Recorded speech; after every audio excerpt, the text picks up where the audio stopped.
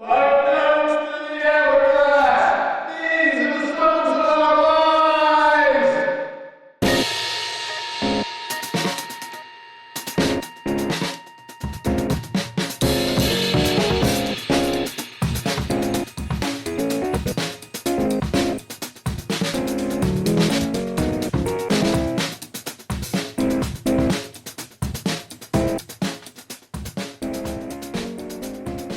Hello and welcome to the latest episode of Songs of Our Lives. I am Brad Rose. I am an artist, a composer, a writer, the founder of Foxy, Digitalis, and somebody who thinks about music and sound far more than is healthy. Each week, I invite on a guest to talk about the songs and the music that has meant a lot to them and left its mark.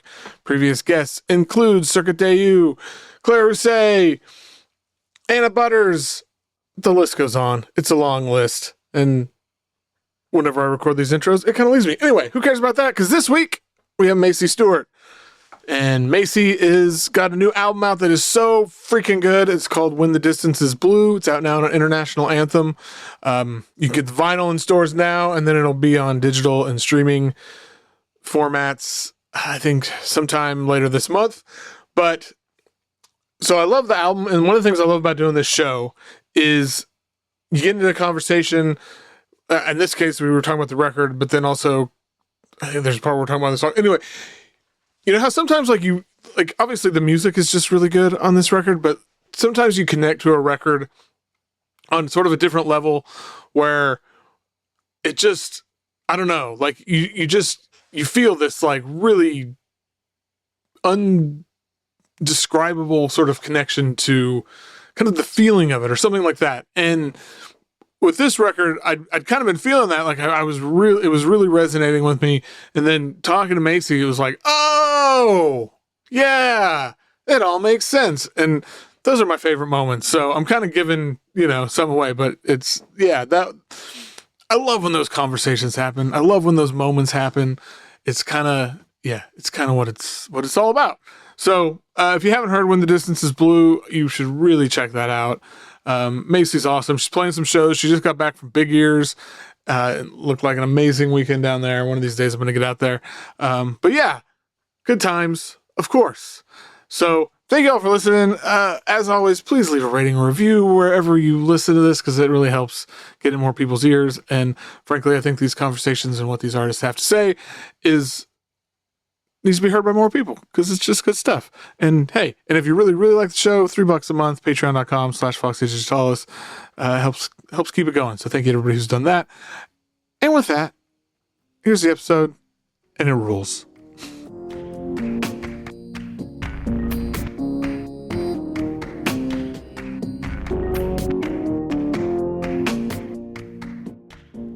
My guest today is a composer, an improviser, a violinist, a field recordist, a collaborator.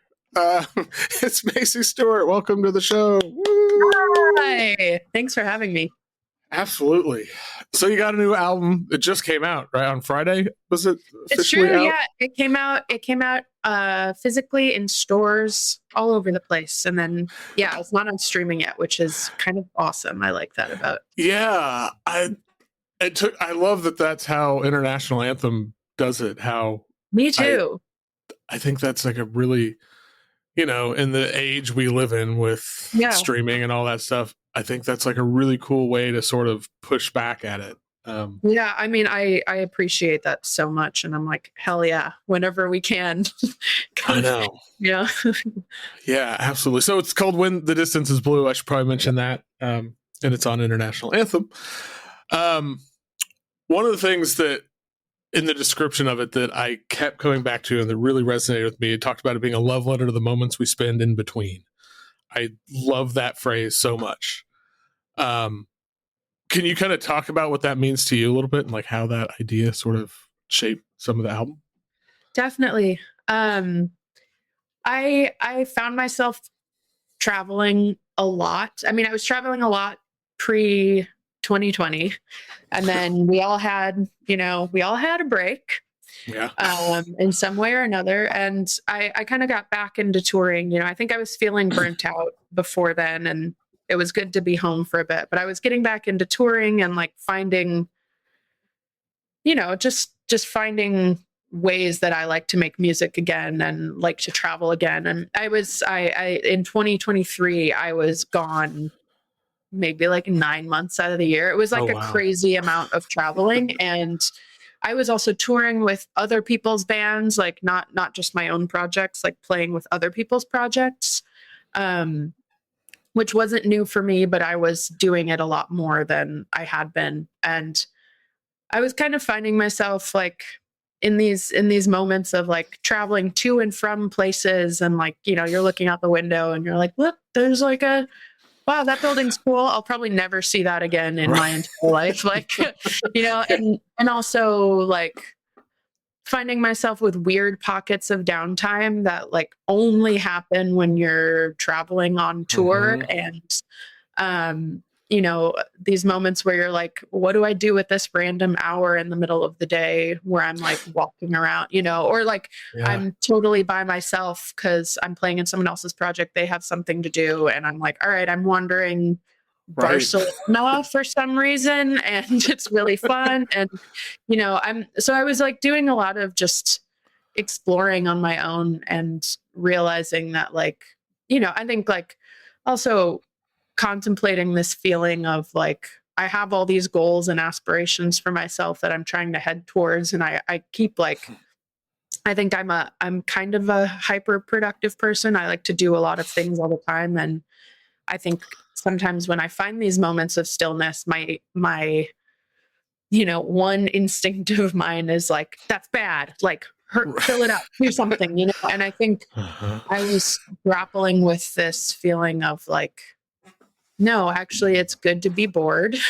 It's good to give yourself time to just sit and think and journal or like listen to what's happening around you and like how sounds are interacting in a space in a different country in a different, and I found that, even aside from like actual space, just like internal space too, like in between relationships, in between like periods of time, in between like moving houses, like where that's kind of like where some of that beauty of transformation happens, is when you like take that gray area and like allow yourself to like really sit in it and marinate in it and see what comes from it.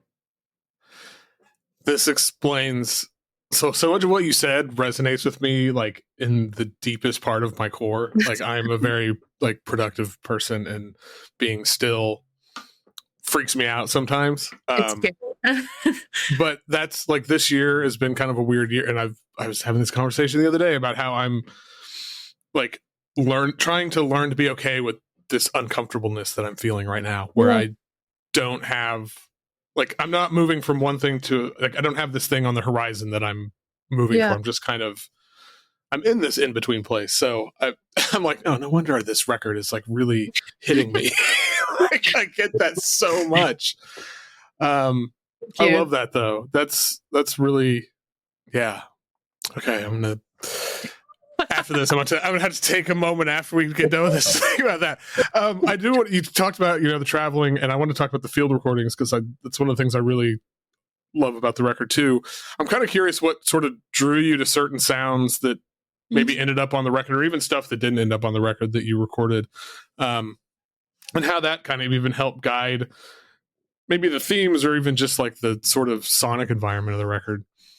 Definitely. I've been like, I'm an avid journaler, and I do a lot of stream of consciousness journaling, but sometimes that doesn't quite cut it all the time. And I found myself kind of like maybe audio journaling in a way where I'd be somewhere and I'd be like, oh, that sounds really awesome. I'm just going to like turn my voice recorder on immediately. And like, and sometimes I would use the Zoom recorder, like the nice quality one.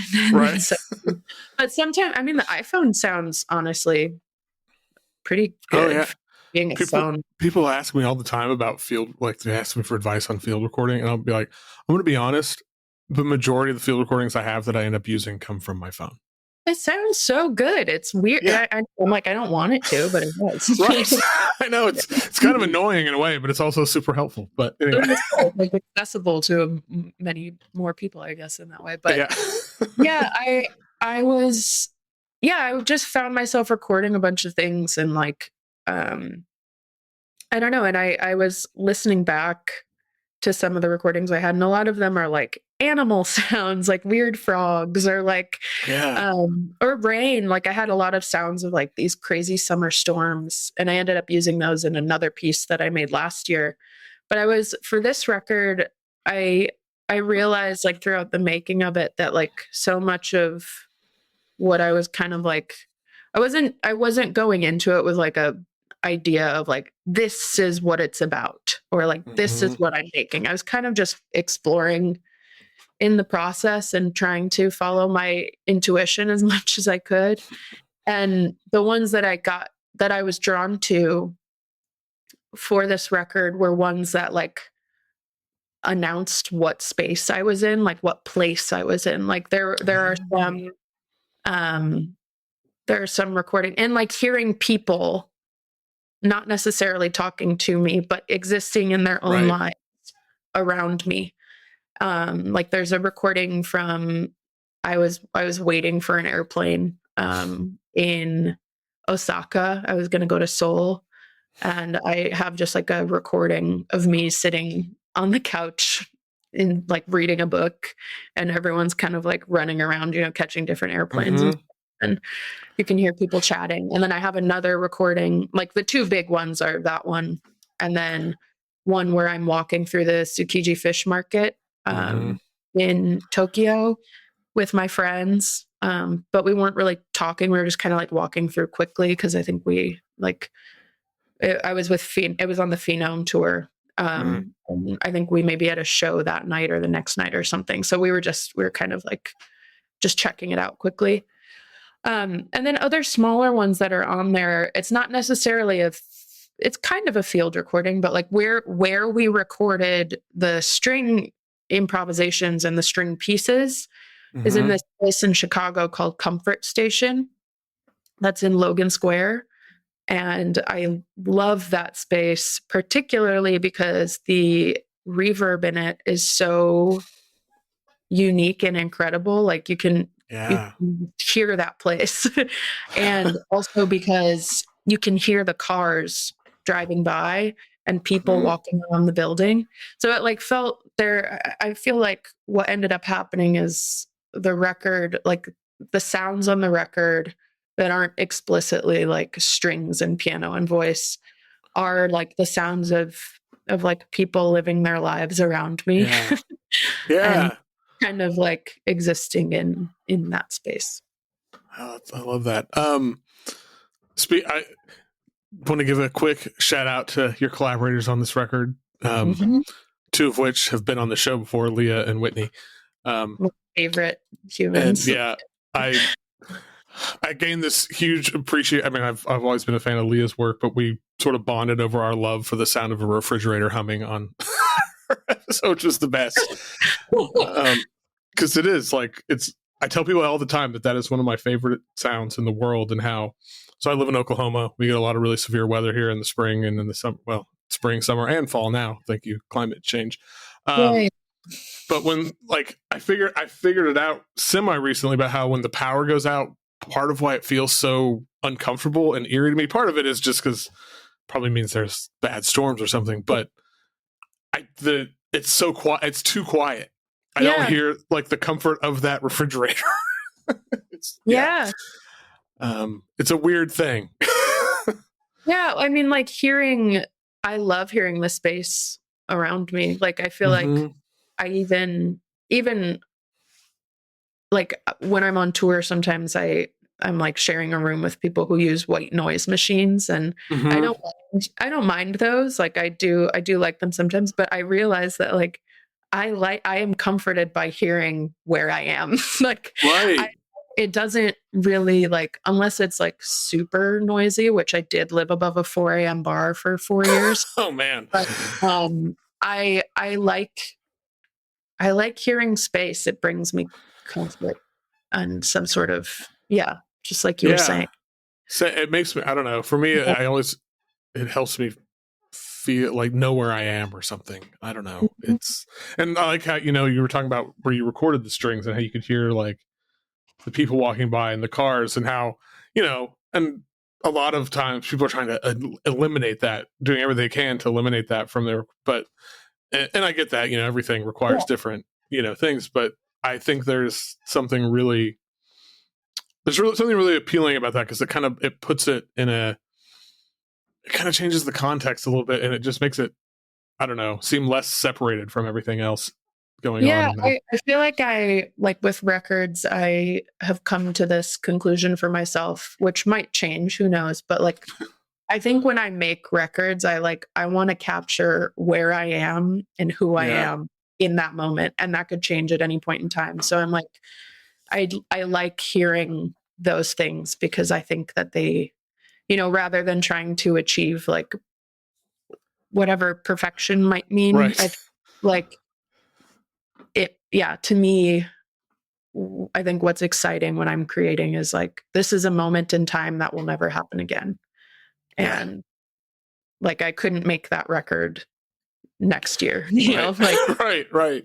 This wouldn't be possible. And so I'm like, I want to capture like time and space as much as I can. Yeah, I love that. Well, this is going to be my great segue here. Speaking of things that can never happen again, we're going to go into what is the first song that you remember.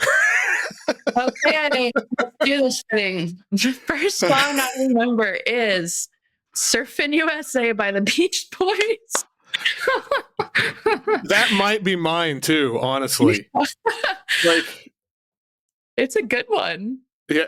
So what, like, do you have a specific memory, or is it just kind of this amorphous early memory of it? Definitely, I have a certain memory, and it's it was a school play. I was in kindergarten. And I mean, my mom and dad had been playing music before that, but I think this is like the one that I concretely remember on my own without like assistance of my parents or something. Gotcha. It was a school play, and the person who the teacher who wrote the plays, like the musicals at the school, basically like, I think our school just like couldn't afford to like get the rights to performing a musical. So she would just like put her favorite songs in and then write kind of a nonsensical thing around it. And then we would all sing it. And the kindergarten class sang Surfin' USA. That's amazing. And I remember being like, this is the best song I've ever heard. Yeah. And, I don't know why I was like so drawn to it, but I think maybe, the harmonies and it's just fun. Oh man. Yeah, I have so many. It's one of the, like, I have like these very early memories of listening to records with my dad, and this is the one I remember the most, was listening to Surf and always wanting him like, play that song again. Yeah. And then I was remembering this today when I was on my walk this morning. I must have been like 10 or something, and my parents took me and my sister to, it's like the local minor league baseball team. And then after the baseball game, like the Mike Love Beach Boys played. It was probably one of the first concerts I ever saw. And and then speaking of the school thing, my daughter did this show choir. So she's 11, she's in 6th grade. So last year in 5th grade, she did this show choir thing, and where they, get up, sing a bunch of songs, do some choreography, and Surfin' USA was one of the, like, the theme was the ocean, and this is one of the songs they did. So it lives on. I love it. I mean, what an incredible band. I know. And like, even, it's like, obviously like the later stuff, like Surf's Up and all that, is some of the best music ever, but I love this stuff too. And I think I always feel like anytime I'm playing music, even if I'm like improvising and doing something quote unquote experimental, I always am like, in my head, it's like I'm trying to make something melodic or something. I have a really hard time doing like really atonal stuff. And I blame this song as like my first. It's like ingrained in me.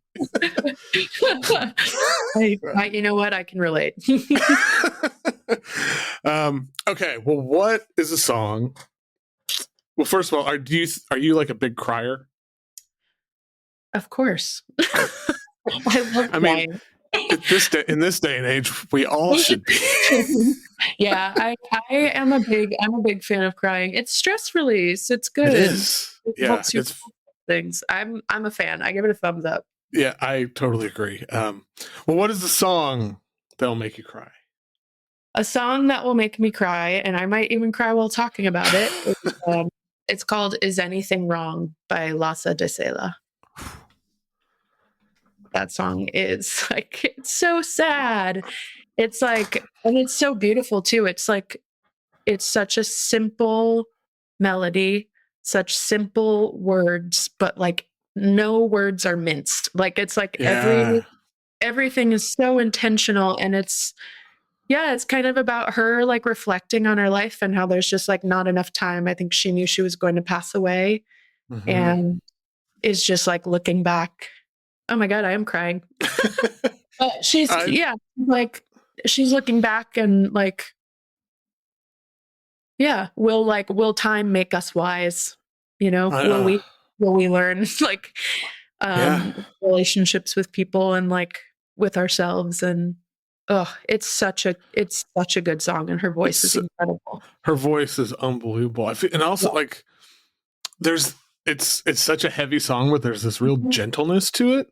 Yeah. But I think there's like this sort of and there's like this kind of like this cumulative effect of that. Like it kind of brings you in and like is very warm and inviting, and then like, but then it's so heavy that it sort of swallows you, and like in a good way. But it's just it's incredible song. Is anything wrong? Oh no, is anything right? How will we know? Will time make us wise? Like that's perfection. Like that is so good. Beautiful. Yeah. Well, okay, what's the song that'll put you in a better mood? GhettoMusick by Outkast. Yes. Yeah, man. I was kind of late to Outkast. I don't know. I actually had a conversation on this show with Anna Butters about this because they also were late to Outkast. You're a label mate. There you go. Yeah. And God, Outkast is like one of the greatest bands of the last 20 years. Literally, if not the greatest band. I mean, they're like, it's really funny. I have a memory of like going to summer camp. The one time I went to like regular summer camp, I was probably like 10 or 11. I was in 5th grade, and there was a talent show. And my best friend and I did an interpretive dance. That was our talent, was an interpretive dance to Hey Ya by Outkast. Wow. Amazing. Yeah. So great. That song is so good. And and then like in high school, my band that I was in a band called Kids These Days, and we were all just like obsessed with Outkast and GhettoMusick, like the synth line and just the way the lyrics are delivered, like fuck yeah, it goes so hard. It's so good. I know. And I love how, it's like it's just like going a million miles an hour, and then it just suddenly shifts into this like R&B gospel jam or something. And then it's just like, and it's so, oh my God, and like, hey ya. To the bony, that's the lyrics. Yes. It's so good. God damn, it's so good. And I think like thinking about Hey Ya, which is, I don't know, one of the biggest songs of, again, it's weird as hell.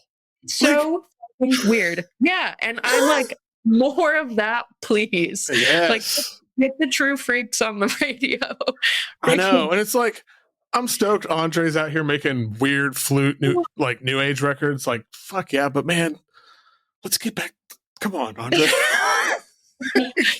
I know, they were so good. It was cool to see Andre. I saw him at Big Ears last year. Oh, and wow.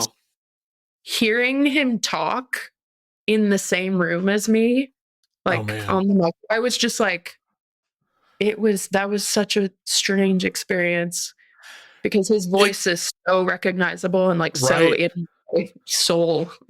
Yes, for sure. Yeah, like, ooh, that would be just I don't know. I hold him in such like high esteem. He almost doesn't seem like a real person, which isn't fair at all, but like, no, totally. And both of them, like I love, like I think like Big Boy is, again, his flow is, anyway, I could talk about Outkast for a long time. Oh yeah, It makes me me too. happy. But okay, well, everybody's favorite question: what is objectively the greatest song of all time? This was a really hard question for me, I think, because I think the concept of like best or favorite, I'm like, wait, but I have 5. Yeah, I totally agree. That's why I make people answer. But the one that I ended up choosing, which is just because I love her songwriting as a whole, is Revelator by Gillian Welch. Oh man, yeah. I think it's such a good song because it's just like, yeah, it's about like, I don't know, it's time. Again, I think I'm just obsessed with time. I've always been obsessed with time.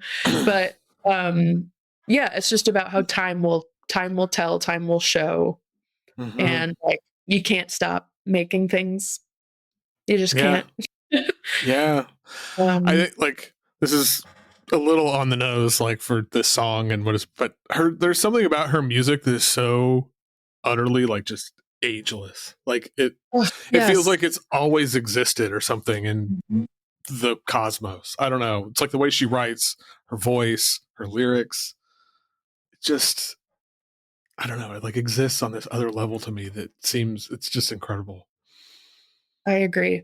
Yeah, I think, you know, if I had to choose another song that makes me cry, it would probably just be the entire record. Yeah.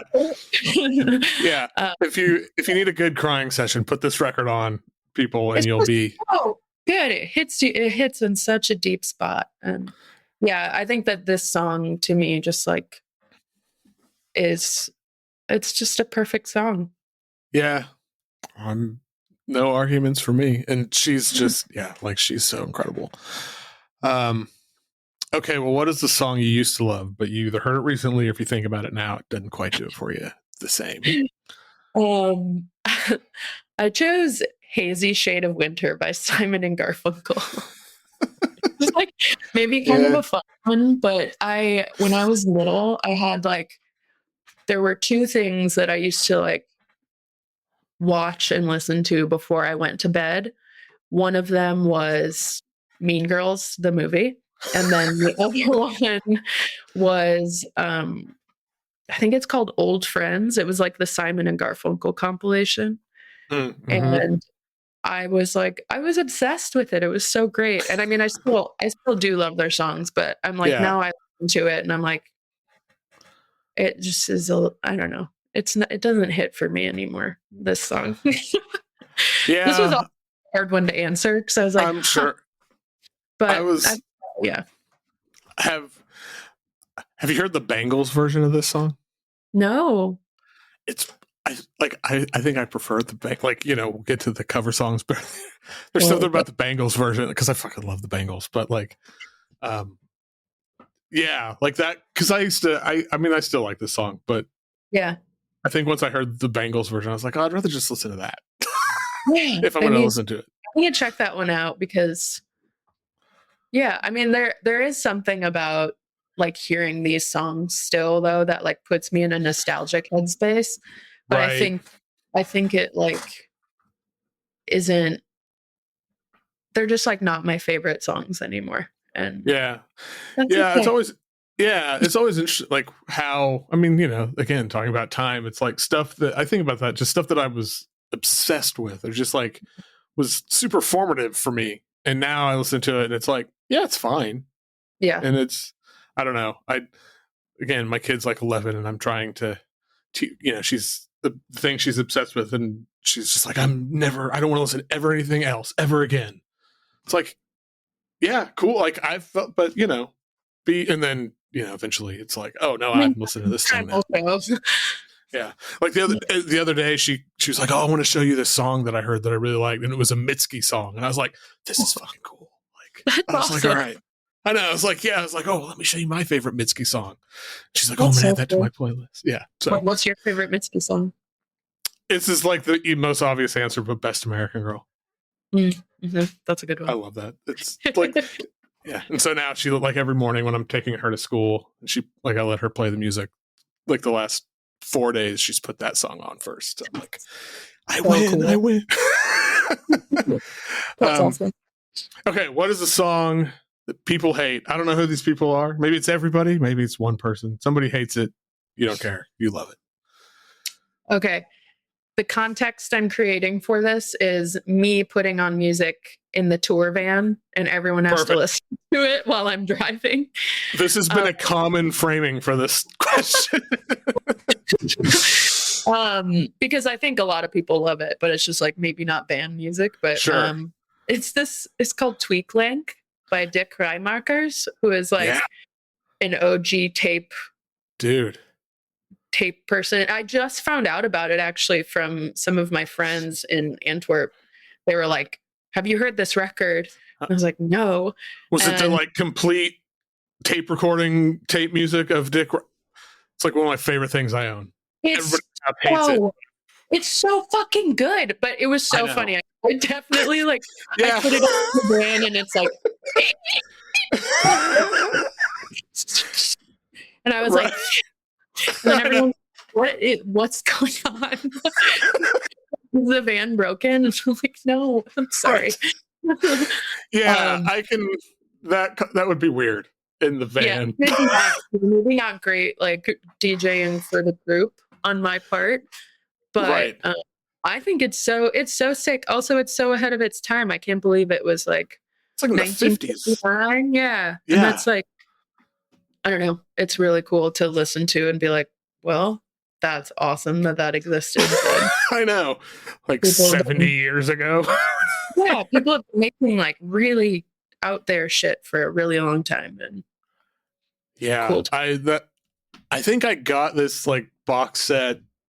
I don't know. It was 10 or 15 years ago. Like somebody told me about it, and I was like, what the hell? Like, I think I found it used on like Discogs back when you could actually get stuff for reasonable prices. And it was, I mean, this is CDs. Nobody pays anything for CDs, but, and it just, I remember like listening to it the first time, just sitting there kind of with my jaw on the floor, like, how did this exist for this long? And like, I never knew about it. Yeah. And, and I can only imagine, I don't know that I've ever listened to this in the car or like in the van, but because like his whole thing with like the way he uses like the spatial plane and like, that's got to be totally messed up in the car, like going down the highway. Experience, like, I mean, because when things are like so stereo panned, panned to one side, like, and you're sitting in the car, like really, you're like, where is that coming from? It's a good one though. That's all. I love it. Okay, what is the most romantic song, and do you think of yourself as a romantic?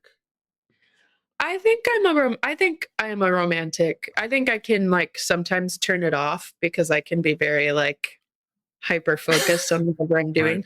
But I think I am a romantic, and I love romance in all facets. The romance of life. And I think the most romantic song, which I might cry again while thinking of this one, is Bless the Telephone by Labi Siffre.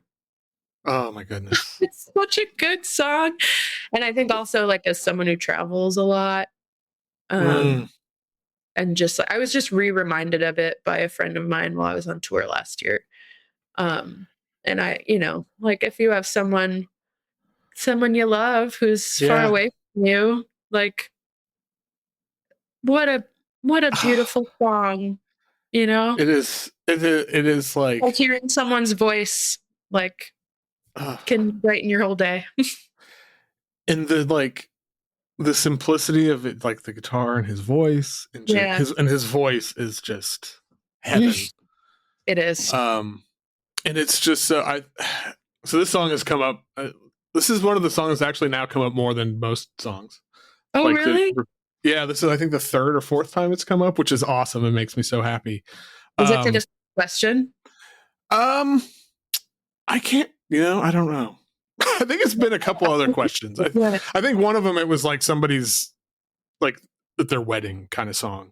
But somebody was telling me, or maybe I read this, how because like, I don't know, you could make an argument this is the greatest song ever written that's under 2 minutes long. And 100%. there was like an interview with it or something, like they asked him about like what he was like, I didn't need to say anymore. This is all I needed to, like. That gives me chills. Yeah. And it's he said he's done. That's it. I know. And it is utter perfection. And yeah. An artist who I feel like so many people I know don't even know about him. And I'm like, oh my God, you're missing out. So everybody go listen to Labi Siffre. Okay, what is the song that changed your perspective on an artist, either for better or for worse? I chose a For Better.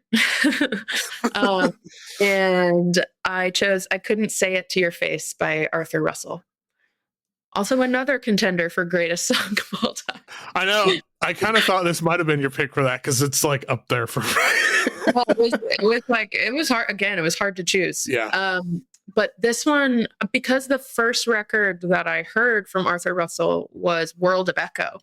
Mm-hmm. And it was from my friend gave it to me for my birthday, and I loved it. And it's like so much, it's like cello improvisation and vocal improvisations, and there are songs, but I would not, it's so much more nebulous and like soundscapey than that. Mm-hmm. And so that was like my knowledge of Arthur Russell's like musical output. And then a couple years later, my friend was like, oh, I want to cover this song for a show. And we learned the song, and I was like, wait, what? This is Arthur Russell also? And I think it's like, it was really inspiring to me. I've been thinking about him a lot, actually, Arthur Russell, because it was just really inspiring to me that he had, like, his creative output was so vast and unrestricted.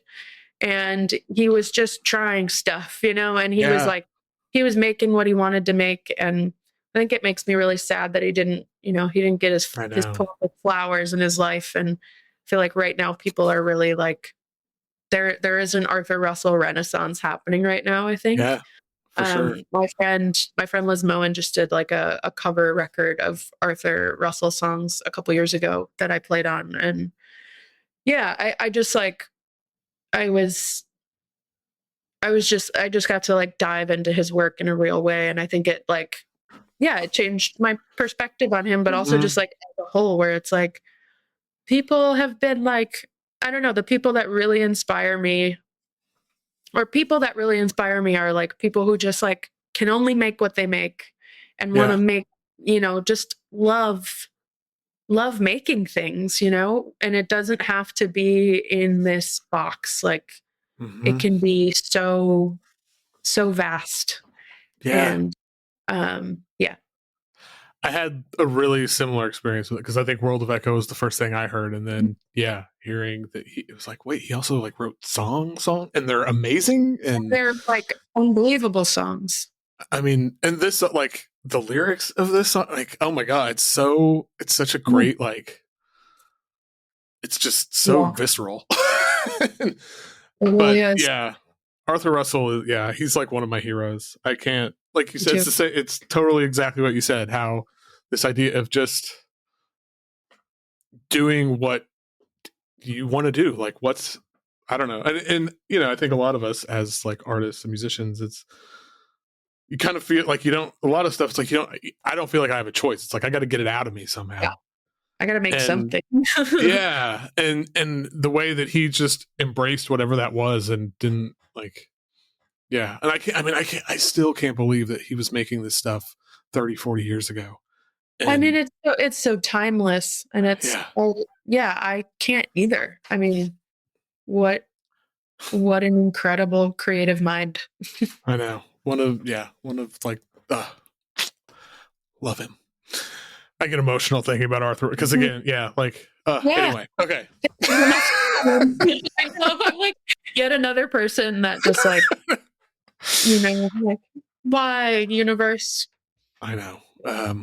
Okay, lyrics. Are you a big are lyrics like a big thing to you? Do you pay attention to lyrics? I love lyrics. And I think they've been my like greatest struggle, but also like when there are truly good lyrics. Like I think there are truly bad lyrics out there and they are rampant. And Yes. and like when you come across truly good lyrics, I mean, that's kind of, it's the best. I feel like words are difficult, and that's why I am drawn to music, but I also want to be able to communicate things in a, I don't know, with words, and yeah, I have a lot of feelings about lyric stuff, but they are very important to me. And I'm really curious what your favorite lyrics that you picked are. well, you know what? I picked Hummingbird by Wilco. I love that song. And I think I picked it because it was probably the first song I remember being like, wow, these lyrics are amazing. Yeah. I first listened to Wilco in high school, and I feel really lucky now because I get to play music with Jeff and make music with Jeff now. So, and that's like, it feels crazy to me. Like it feels regular now, but then if I actually think about it, I'm like, oh my God, so cool. Like songwriting heroes I get to, and like musical heroes I get to make things with, Yeah. But yeah, I love this song, like to be able to tell a story in a poetic way and still leave room for interpretation and for you to find yourself in the song too. Like, I don't know, it's doing so many things. While also like being super intentional and clear with like the way it's presenting it. And I don't know, I love this song. And I think that also the thing about lyrics too is like being able to pair it with a great melody. Like you could have lyrics, but like maybe it doesn't, it might not hit as well. Right. Yeah. The ones that like really stay with you. It's that combination of those two. Plus, like you said, like it's telling the story, but it's also leaving space for you to find, like, threading that needle of all those things. Yeah. So and I hard. think that it's got such a great opening line too, which his goal in life was to be an echo. And it's like, oh my God. Yeah, that one that like makes the hairs on my arms stand up. That's such a good line. It's so good. I know. Yeah.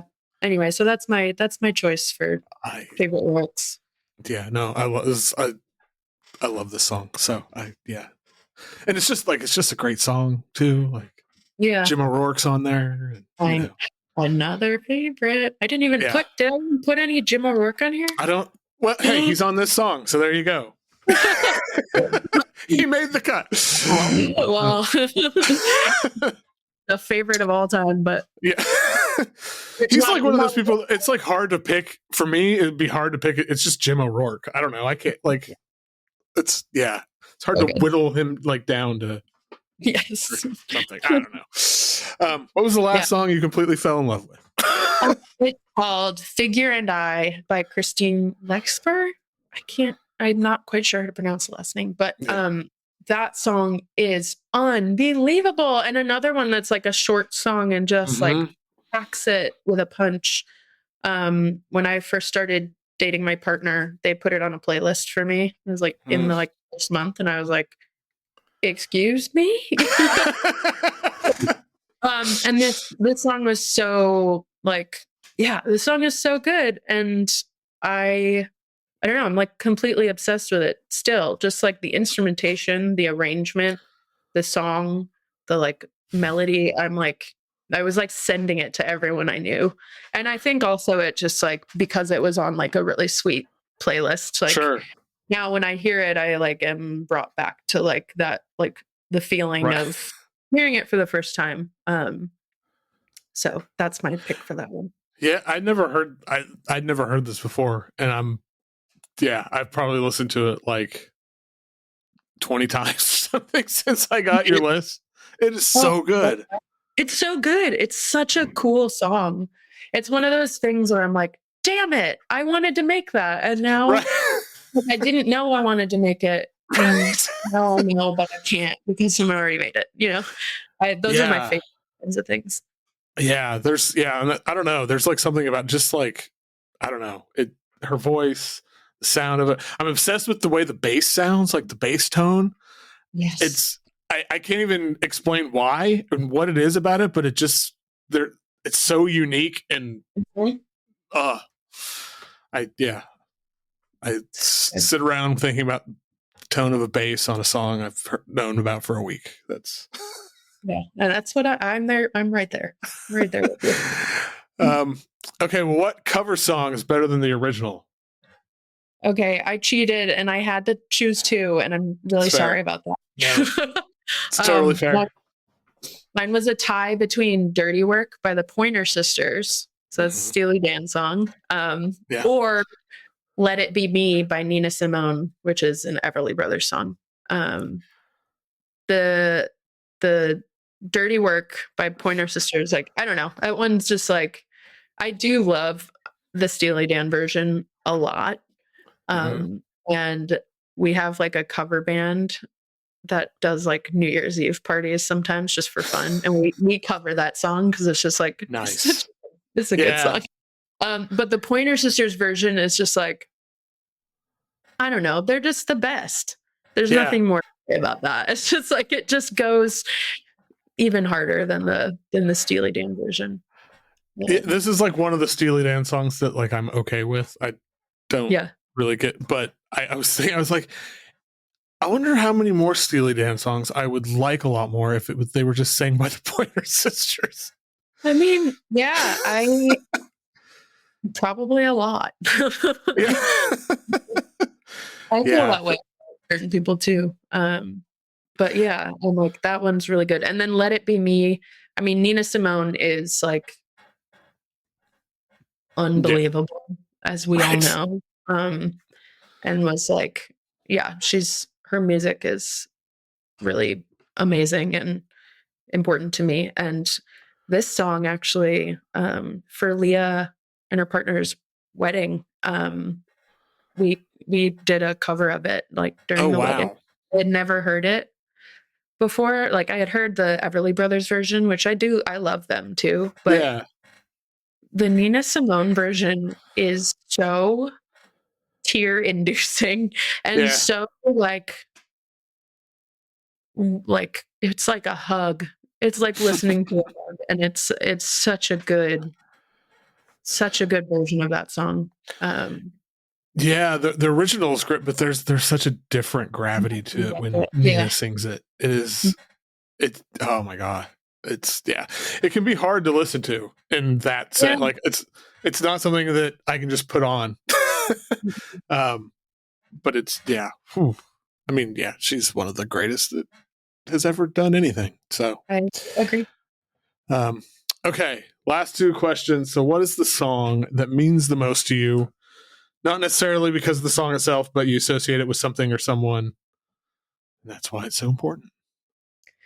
I chose, this one was also kind of hard for me, but I ended up choosing Hot Fun in the Summertime by Sly and the Family Stone, because it reminds me of being like 15, 16 years old and going to actually like, so I'm in a band called Phenome, and it's with Seema Cunningham, but I used to play music with her brother Liam, and we were in bands in high school, and it reminds me of like going to their house for rehearsal, and like we used to lay on the ground in their living room and like listen to records.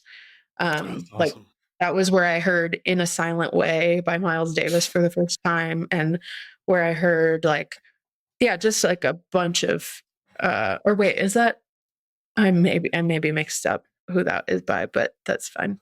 Embarrassing. But we listened to a lot of like Sly and the Family Stone, and it was just like, I think it was just a moment where I was like, oh, here's another world that's opening up of like people I'm playing with and like music I'm listening to, and like I think just getting older. And so I associate it with that time period, just being like, oh, I'm becoming my own person. Right. And Sly and the Family Stone, I chose this song because it's really fun, but ultimately it was really like just like all of the Sly and the Family Stone music. Like, it's so, like If You Want Me to Stay, I think was the other one that I was like tied with for this playlist. I mean, he's a legend.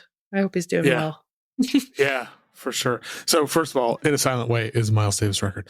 I was like, for a second, my brain was like, did I don't know. I totally understand. But yeah, speaking of like, well, fun and young, this is what this sounds like. This is what I love Sly and the Family Stone. I love this song. I didn't even realize this as I was like prepping for this. Like, this never actually appeared on an album. It was just on their greatest hits, which is insane to me. I know. I mean, but those that's like a really like the moment you're describing of just like, because I have very similar experience. Like thinking about like now I'm going down this sort of rabbit hole of like, oh, I wonder what a playlist of like those songs that were at that time in my life, like what that would be. And that's really kind of fun to think about, and especially like as my kid is like getting towards that age and starting to get, it's like, oh man, what a time in your life that is though too. That's like such a, I don't know. Yeah, it was fun. I think that was like, I think it felt pivotal to me because it was when I was like starting to be in a band that was touring and being like, ooh, I might not pursue classical piano as a, like I might not go to college for classical piano. Like it all, like where that led me shifted the course of my entire life. That's amazing. And so did you not go to college for classical piano? No. Nope. I was touring. I went on tour. You went to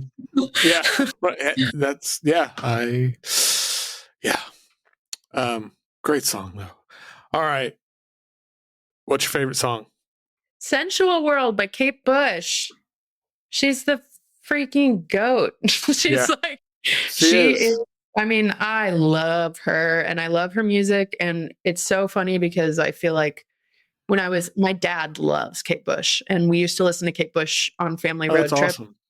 But the song that I remember from those family road trips is, we used to call it the washing machine song. I think it's called like Mrs. Bartoletti. It's like the name. Oh, yeah.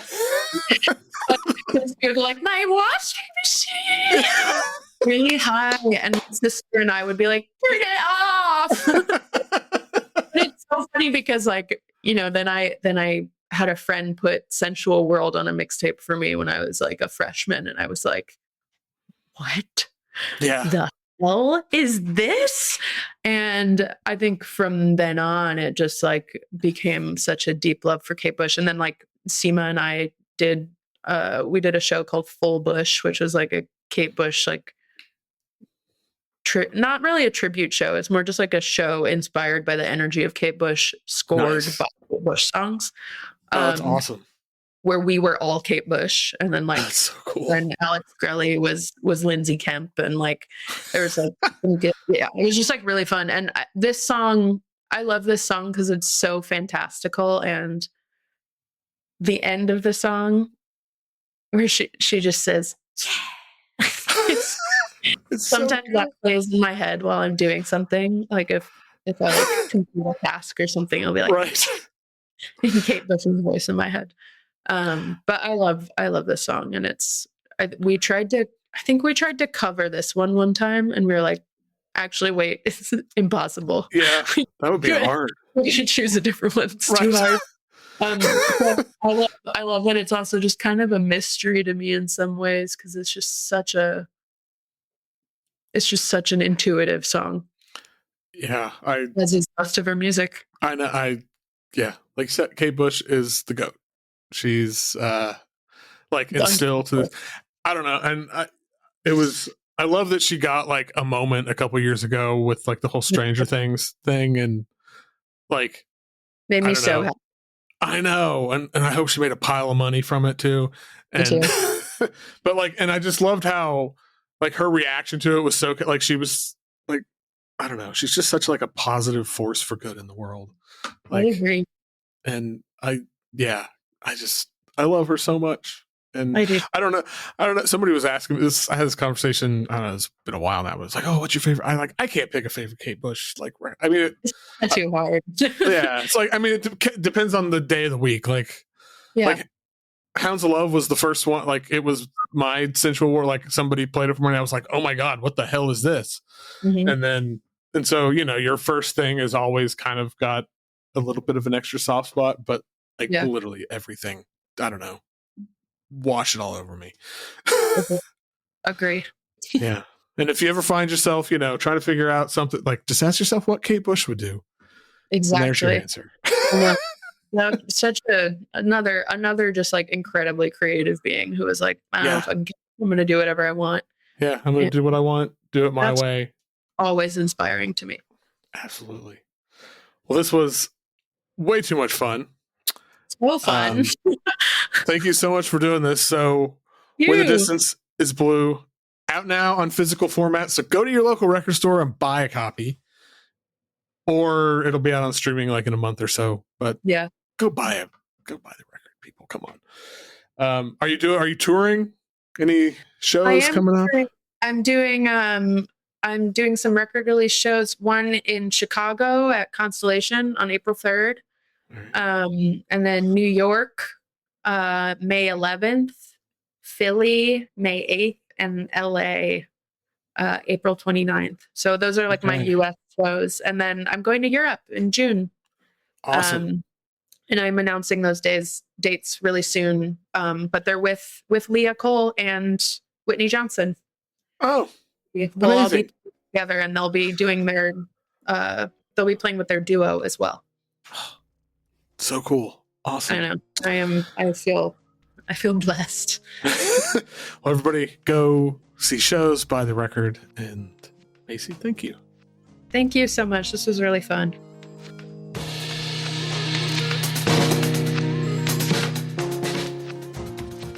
Once again, thank you to Macie Stewart for recording this right before, this was like days before she headed out to Big Ears. When the Distance is Blue, vinyl is out now, an international anthem, digital streaming services soon. It's a phenomenal record. I think it's funny. I'd listened to it a bunch, and then we recorded this and talked about it. And as I said at the top of the show here, some of the stuff she said, talking about sort of the experience behind it, just clicked so much. Like everything kind of clicked into place, and I've listened to it so many times since then. Like in the last week, it's amazing record. Check out. You can listen to all her picks. Link in the show notes. There's links to the record, to upcoming shows, and all of that. And yeah, thanks as always for listening. Please leave a rating and review. Join the Patreon, patreon.com/Foxy Digitalis. Or you could pick up some music on the Jewel Garden or something. Every few bucks just helps keep all this churning right along. All right, y'all. Until next time, keep on listening to whatever the hell you want.